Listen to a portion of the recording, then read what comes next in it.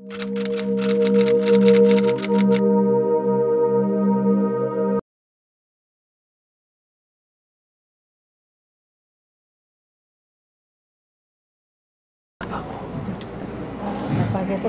topic they asked me to speak about, Emuná, of course, is the most important and central topic of the whole Torah. The first of the 10 commandments is to do with Emuná.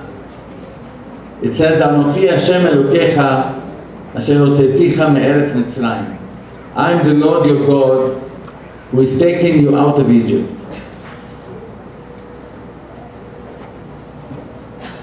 But it's interesting, people call it the 10 commandments. We don't find 10 commandments. The first one is not a commandment, it's a statement. Hashem says to us, I am the Lord your God who took you out of Egypt. All the others are commandments. It says, Shamoret Yom HaShabbat Yekadesho, keep the Shabbat. It tells you the negative commandments, Lo Tirtzah, you can't murder, etc. They are all commandments. But the first commandment is really just a statement. And the truth is, in my humble opinion, you cannot command belief. Belief in God is a take it or leave it option. Hashem tells us, Anochi Hashem Elokecha, I'm the Lord your God, take it or leave it, that's all. Obviously, we're meant to believe, and we have to do everything in our power to bring ourselves to believe.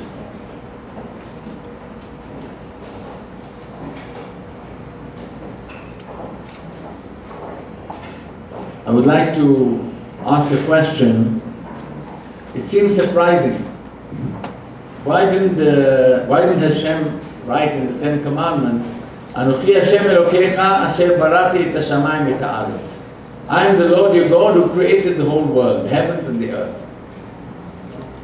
Why to introduce himself as the one who took us out of Egypt? The answer to this question is that this is the specific speciality of the belief of the Jewish people. But basically, everyone in his heart knows that there is a God, that's not a Hidush. What's special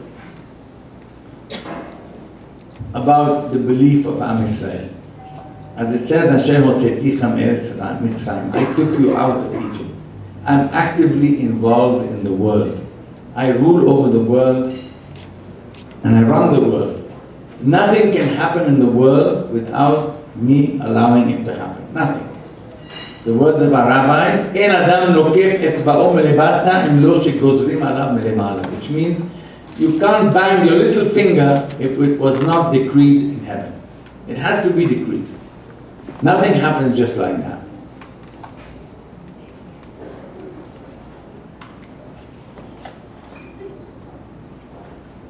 There's a pasuk which we say in the Hallel.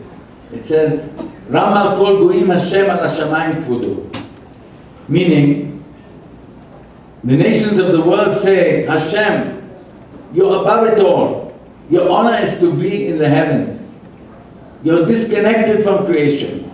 As the Prophet said, Azav Hashem et haaretz. You created the world and you left the world. You don't run the world. Who runs the world? You created with the world, with the universe, machinery. This machinery we call nature.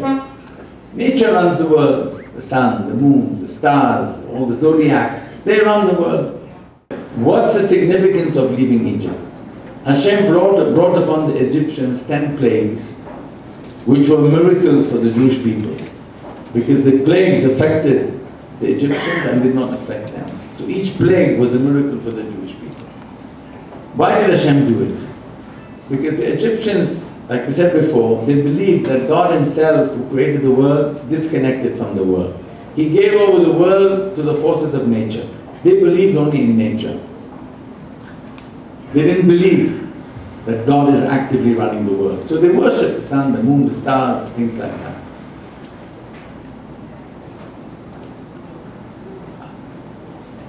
God wanted to take the Jewish people out, and He wanted that they would believe in Him and not in nature. So what did He do? He took all the laws of nature and turned them upside down. All the 10 plagues prove and show that He runs the world. Everything you think is normal became different. He changed the rule of nature. He overthrew nature to prove I'm in charge of the world. I rule over nature. I fix the course of nature. I prepared this machinery, but it serves my will. Whenever I want, I can change nature. I'm not limited to nature. Nature doesn't run the world. I run the world.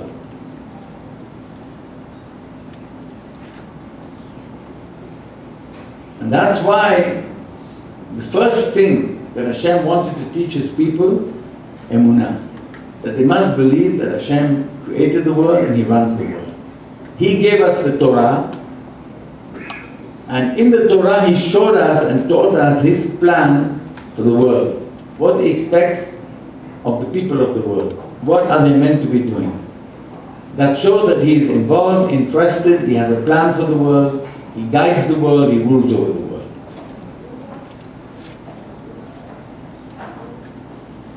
That's our belief in God. So if someone says, yeah, I believe God created the world, that's not enough. Part of Emunah is we believe He created the world, He runs the world, nothing can happen in the world without Him. The world was created for a purpose. And that purpose is what's written in the Torah.